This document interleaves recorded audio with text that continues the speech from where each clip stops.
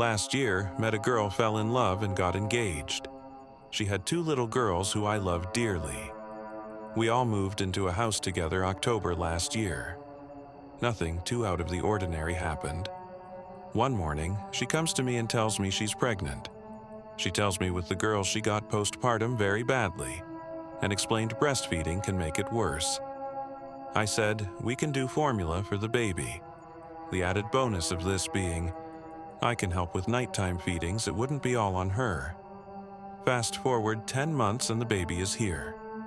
We keep him in a bassinet by the foot of our bed. When it's my fiance's turn to feed him, she prefers to bring him into our bed. I worry I may fall asleep, so during my turns I take him downstairs and lay on a beanbag and watch TikToks while he eats. The girls' bedrooms are across the hall from our room. The baby has a very distinct cry he uses when he's actually hungry, and doesn't just want his pacifier back in his mouth. My fiancé calls it his pterodactyl scream. One night, last week, it was my turn to feed him around 3 a.m. I got up, made his bottle, and then took him downstairs. The dog and the cats all followed me. I usually let the dog out to use the bathroom. I changed the baby's diaper, then got comfy on the beanbag with the baby next to me. Bottle in one hand, TikTok in the other, I let him drink away. He finished and fell asleep. I wasn't quite done with the TikTok I was watching, so I sat up and put his pacifier in. About a minute later, I hear his pterodactyl cry come from upstairs. I was very confused and completely shocked. I just froze for a few seconds. I thought I must be really, really tired. Put TikTok away, then looked down at my son, and just as I was about to stand up, I hear the cry from upstairs again. There was no denying what I heard this time. I got my flashlight on my phone out and cautiously headed up the steps. Trying to come up with a rational explanation, I thought I'm just hearing things that aren't there. Then I opened our bedroom door, and my wife is sitting up wide awake. I asked her if she heard that, and she said yeah. I said it sounded like the baby, but WTF was that because I had the baby. She suggested maybe one of the girls made the noise. I handed her the baby and went to check on them both, sound asleep. Both the cats, our dog, and our baby were all downstairs with me, so none of them made it. I was really freaked out at this point. I returned to our bedroom. My fiancé was putting the baby in his bassinet and laying down to go back to sleep. I whispered, WTF was that? And she just said, nope, we're not going to talk about it. Pretend it never happened and fell asleep. It's been about a week now, no other noises at night, but I don't rest too easy knowing something is there.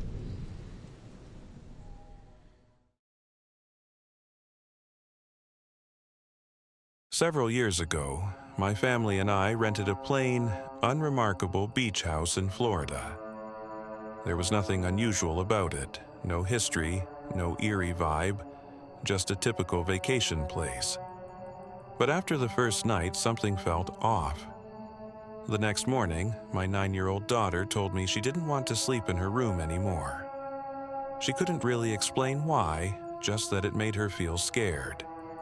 I figured it was nothing more than being in an unfamiliar place, maybe her imagination getting the better of her. So the following night I offered to switch with her. She slept with her mom, and I took her room. That night, I had one of the most disturbing dreams of my life. I don't usually remember my dreams. I rarely even have nightmares. But this one was different. In the dream, I was lying on the bed in that exact room, unable to move.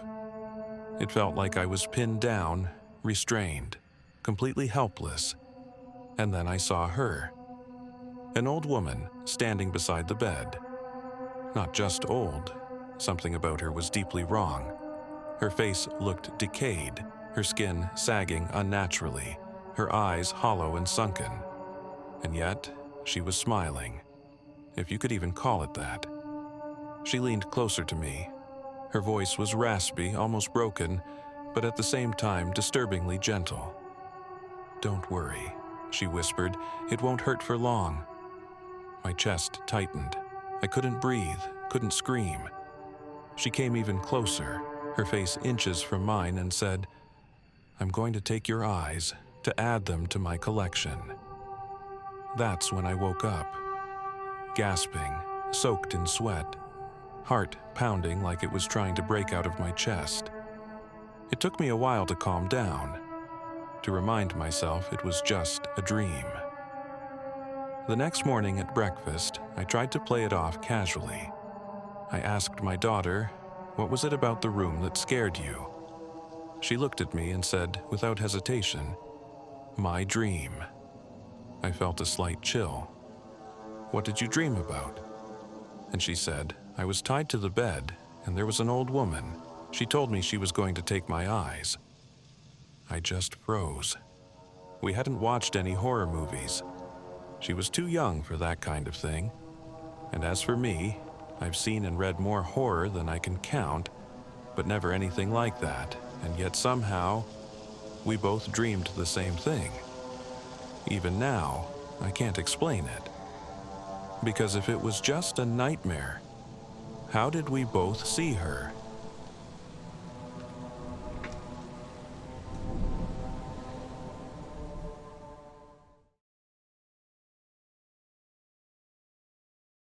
My husband died in 2020. After he passed, I discovered a series of very unpleasant things about him. Things I never expected. Painful, disturbing, and so heavy that it took me more than 3 years to come to terms with them. He died in August 2020. Less than a year later, in June 2021, I decided to sell our condo. The place he had painstakingly renovated, kitchen, both bathrooms, floors, doors, nearly everything. He had spent almost 3 years on it. I had my 2 small dogs, and whenever someone was coming to see the property, I'd take the dogs, lock the door, and step outside. One day, the realtor told me to be out for about 30 minutes. 30 minutes passed. I returned. The door was still locked. But when I stepped inside, everything felt wrong. The doors were moved. The sliding laundry doors I'd closed were wide open. Right then, I got a text. "Why didn't you put the key in the lockbox outside? The people couldn't get in." No one had been inside. Yet the house, it didn't feel empty. Honestly, I was in a dark place emotionally at the time, barely thinking clearly. But when I went into the bathroom, I saw something I still can't explain. The bath mat had been moved over the edge of the tub, not where I had left it. When I touched it, it was wet. Not just a little, it was as if someone had just stepped out of the shower. Then the nights began. Me and the dogs in bed, and sounds coming from the kitchen. The shuffle of movement, something shifting, something almost like a presence. The building was concrete. You couldn't hear neighbors. So these sounds, they weren't from anyone else. But I never left the bed. I just listened, pretending nothing was happening. Until I moved. A new condo, a fresh start. The first night I was alone. The dogs were being cared for elsewhere. I was lying awake in bed, fully conscious, on the edge of the mattress. And then, I felt someone brush past me. Not imagined, my hair actually moved, my body froze. For several minutes, I didn't even breathe. I thought it would end there. I was wrong. Last Christmas Eve, I was in bed, my bedroom door open, complete silence, and then knock, knock, knock. 3 sharp knocks on the door. My chest tightened. Seconds later, it happened again. 3 more knocks. This time, I knew it was real. I had never believed in the spirit world, not until recent years. That night, I spoke aloud, "Please, leave me alone." Since then, it's been quiet. But the past 4 years, it's been a long, terrifying ride. And sometimes I still wonder, has it really ended?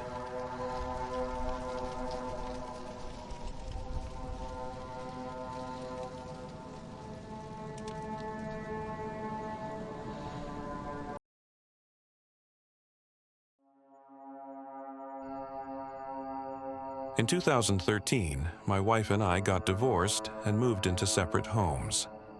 The divorce went smoothly, and we remained good friends, partly because we share a daughter.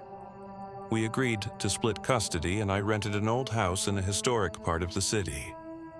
It was beautiful, built in 1935, and very well maintained. I had my daughter every 2 weeks, and she had a bedroom in the back of the house. She was 3 years old at the time, and I kept noticing her talking to a friend. One day, I found her in a small closet, talking to someone. She said she was speaking to another little girl named Betty. I had no idea where she'd heard that name, but I chalked it up to a child's imagination. Keep in mind, I'm a single dad. I barely know what I'm doing with hair, clothes, or any little girl stuff. One night, after her bath, I put my daughter to bed.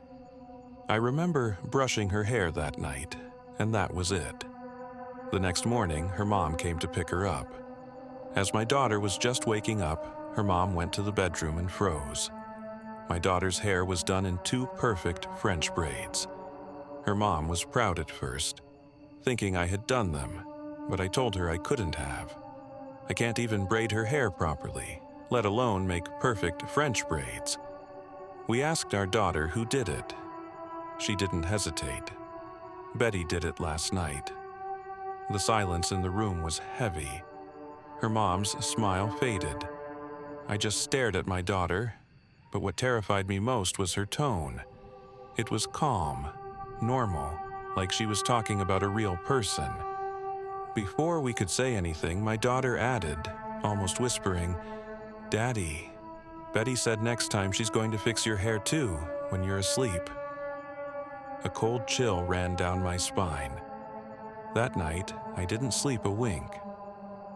A few days later, without telling anyone, I broke the lease and moved out. But the thing that still haunts me, that last night when I was packing up, I stopped in front of the mirror for a moment, and I swear, for a few seconds, my hair moved like someone had just touched it.